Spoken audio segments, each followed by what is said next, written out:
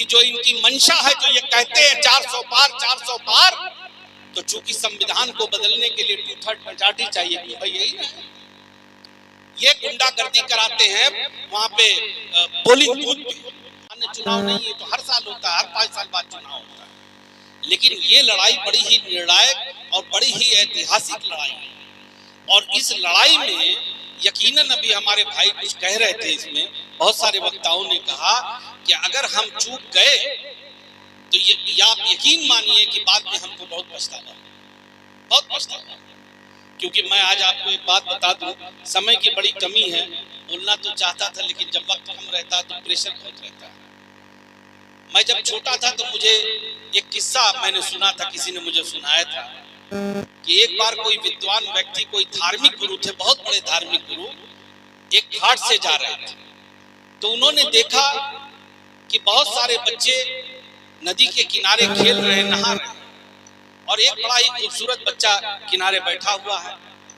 तो उन्होंने उनसे पूछा कि बेटा सब नहा रहे हैं, खेल रहे हैं, तुम नहीं गए? तो उन्होंने कहा असल में गुरुजी मेरी आंख नहीं, मैं देख नहीं सकता, इसलिए मैं नहीं गया। तो गुरुजी को बड़ी पीड़ा, जब उन्होंने ये बात देखी और उन्होंने कहा कि ये तो भगवान ने बड़ा अनर्थ कर दिया, इतना अच्छा बच्चा, होनहार बच्चा, और किनारे बैठा हुआ है। तो बड़े विद्वान थे और भगवान के बड़े प्रिय थे, पूजा पाठ करने वाले आदमी थे। उन्होंने तुरंत अपने वो आश्रम की तरफ गए और सीधे भगवान से जंग छेड़ दिया और लगे पूजा पाठ करने। तो भगवान ने कहा जब तक उसकी आंख की रोशनी नहीं आ जाएगी मैं यहीं रहूंगा, भूखा प्यासा पूजा करूंगा, चाहे मेरी जान चली जाए। अब भगवान को वो बहुत प्यारे थे, तो भगवान ने कहा कि असल में जिस चीज की आप जिद कर रहे हैं, मैं चूंकि आप वो नहीं, आज आपने सिर्फ वो देखा है जो वहां पे था, कल क्या होगा वो आप नहीं देख पा रहे हैं, वो मैं देख पा रहा हूं, चूंकि मैं भगवान। लेकिन उनकी जिद थी और वो बड़े लोकप्रिय भी थे। तो उन्होंने कहा अच्छा भाई चलो, अब जब तुम इतना जिद बनाए हुए हो तो मैं कर देता हूँ। और भगवान तो भगवान, उनका एक इशारा हुआ, उस बच्चे की आंख की रोशनी आ गई। जैसे ही बच्चे की आंख की रोशनी आई तो वो भी गया नहाने। और नहाना क्या, जितने बच्चे वहां नहा रहे थे सबको गर्दन पकड़ पकड़ डुबोने लगा है। जितने भी लोग नहा रहे थे सबको जो है डुबाने लगा कि कोई न रहे, खाली मैं रहूं।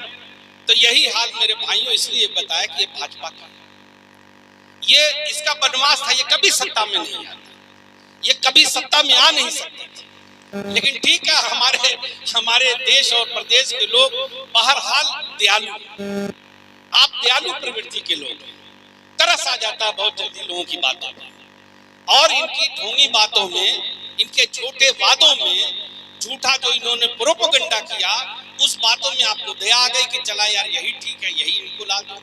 और लाने के बाद क्या हुआ मैं कहना नहीं चाहता, इस देश में इतनी उम्र हो गई, मैं भी 51 साल का हो गया, और बहरहाल हम लोग हाई स्कूल करके चूंकि दिल्ली पढ़ने गए तो राजनीति भी देखी, बहुत कुछ देखे, लेकिन ऐसा नहीं देखा जो अब हो, ऐसा कभी नहीं देखा। और इसकी कभी कल्पना भी नहीं की कि हमारे देश में, मेरे देश में, भारत देश में, जिससे हम लोग प्यार करते हैं, जिसका एक इतिहास है, उसमें ऐसा है। ये ऐसा देश है जहां चुने हुए जनता के मुख्यमंत्री को कुर्सी से उठा के गिरफ्तार कर लिया। यही झारखंड की है, एक आदिवासी एससी समाज का बेटा कुर्सी पे था, इनके पेट में दर्द होने लगा, चूंकि इनकी हाँ में हाँ नहीं मिला रहा था, इनके गलत कामों में नहीं शामिल हो रहा था, उसको उठा लिया। यही से चुना हुआ मुख्यमंत्री दिल्ली से अरविंद केजरीवाल को उनके घर से उठा लिया। हम ऐसे देश में थे। और मैं आपको बताऊं कि मुझे तो बड़ी हैरत होती है कभी कभी, मैं बार बार कहता हूं मैं नेता बाद में हूं, पहले एक सामाजिक कार्यकर्ता हूं, और मैं चीजों का चिंतन मनन भी करता हूं। ये वो लोग जिनका इस देश पे, इस मिट्टी पे किसी भी तरह का कोई योगदान नहीं है। जब हम गुलाम थे, अंग्रेज हम पर हुकूमत करते थे, हम पे जुल्म करते थे, तो जिन लोगों ने खून बहाया, पसीना बहाया, और वो लोग जब आगे बढ़े, ये ऐसे ऐसे लोगों पे उंगलियां उठाते हैं, वो परिवार जिसकी ग्रैंड मदर, दादी जिसे हम लोग कहते हैं, कुर्सी पे रहते हुए जिनकी इस देश में हत्या कर दी गई प्रधानमंत्री के पद पे, जिसके पिता को प्रधानमंत्री रहते हुए उसकी हत्या कर दी गई, उसे कहा जाता है कि ये लोग गद्दार हैं। उसको अपनी ईमानदारी की परीक्षा देनी पड़ती है। उनके बच्चों से ये कहा जाता है कि तुम बताओ देशभक्त हो कि नहीं हो। और ये कौन लोग पूछते हैं जिन्होंने इस देश की आजादी में अंग्रेजों की गुलामी किया, उनकी दलाली की। और हमारा दिल ऐसा है, मैं सच बताऊं कि कभी कभी मेरा दिल रोता है इस पे कि हम ऐसे देश में रहते हैं कि हम ऐसे लोगों की जब ये बोलते हैं तो तालियां भी बजती है। मैं सच कह रहा हूं, कभी कभी मुझको रात में आंख खुल जाती तो नींद नहीं आती। क्या हम ऐसे देश में रहते हैं? अरे भाई, कहीं भी रहो, किसी दल में रहो, किसी भी विचार को रखो, मगर सही और गलत को तो समझो। सही को सही कहो, गलत को गलत कहो।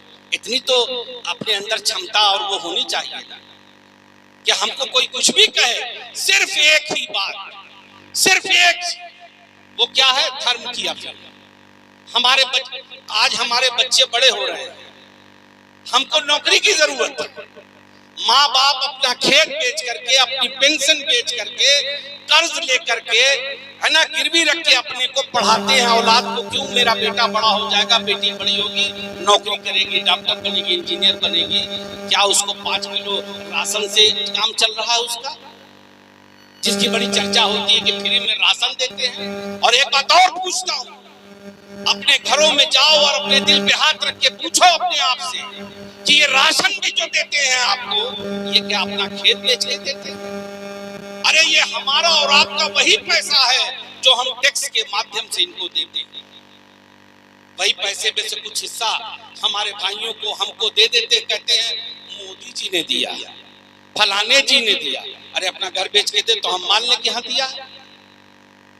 देश की संपत्ति में जो भी राज करेगा, चाहे कोई दल, जो मुख्यमंत्री होगा, जो प्रधानमंत्री होगा, उसका ये कर्तव्य है।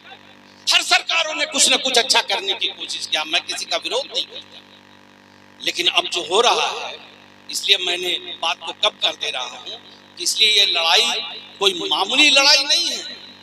ये तो, इसको तो मैं एक आजादी के जंग का दूसरा रूप देख रहा हूं।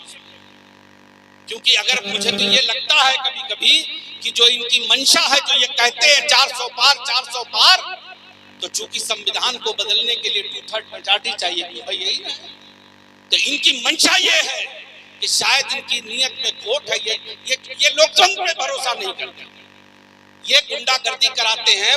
वहां पे पोलिंग बूथ पे प्रत्याशियों को, उनके समर्थकों को गिरफ्तार किया जाता है, सबको हॉस्टाइल किया जाता है कि फेयर चुनाव ना हो। बड़ी बड़ी बातें करते हैं, मगर इनके अंदर हिम्मत नहीं है कि ये खड़े होकर ये कहें कि नहीं, आप ईमानदारी से चुनाव करा लो। अभी जितने भी, और हर जगह हार रहे हैं। मुझे तो ये खुशी होती है, ये देख करके थोड़ी मेरी भी उम्मीद जगी है कि ये हर जगह हार रहे हैं। और यही बौखलाहट है उनकी जब ये भैंस और मंगलसूत्र की बातें करते हैं, वरना ये बातें ये न करते। लेकिन ये बौखलाहट बता रही है कि अब हमको फिर दोबारा धर्म और जाति का, मंदिर मस्जिद की अफीम पिला के ही हम जीत सकते। इसलिए मेरे भाइयों, मैं तो आपके लिए हो सकता है पहली बार यहाँ आया हूँ, मगर नया नहीं हूँ। 2 बार मैं भी यहाँ से पार्लियामेंट लड़ा, और जो भाजपा यहाँ दावा करती है हमारी सीट, उनकी औकात नहीं है कि वो जीत ले सीट। वो तब जीते जब हम 2 भाई आमने सामने लड़ रहे थे। और आपकी जोश देख करके ये बात कह रहा हूँ, अमूमन मैं बड़े शांत स्वभाव का आदमी हूँ, लेकिन मैं ये गारंटी देके कह रहा हूँ कमला भाई, आप लोगों कि जितना जोश हमारे इन भाइयों में है, उतना ही जोश और लोगों में भी है। आप इसका जब बूथ खुले या पहले का भी देख लीजिएगा। बहुत लोग बड़ी बातें करते हैं ना, ये गुड्डू जमाली क्या है लोग जानते हैं, और गुड्डू जमाली अपने दम पे जीता है, किसी का मोहताज भी नहीं है। जब ये बूथ खुलेगा तो आप देख लेना, ये जमालपुर, मदारपुर से लिए ये पिसाम, ये जितने भी गांव हैं, मंगरावा, ये 20 गांव, इनका एक भी वोट अगर इनको मिल जाए तो मैं आपको मुंह नहीं दिखाऊंगा, मुंह नहीं दिखाऊंगा। इसलिए कि वहां सिर्फ हम लड़ते थे या समाजवादी लड़ते थे।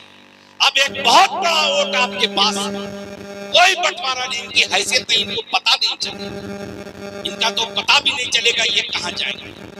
मैं सिर्फ ये कहने आया हूं कि ये तो हारेंगे। अभी हमारा एक भाई कह रहा था कैसे जीतेंगे, अरे जीते हुए हैं, हमें जीतना है, लेकिन मैं चाहता हूं कि इनको ऐसा हराओ कि दोबारा ये सर उठाने की हिम्मत न करें। और एक संदेश भी दीजिए इनको हरा के यहाँ से कि आजमगढ़ जो सामंती लोग हैं, जो कम्युनल फोर्सेस हैं, उनको कुचलने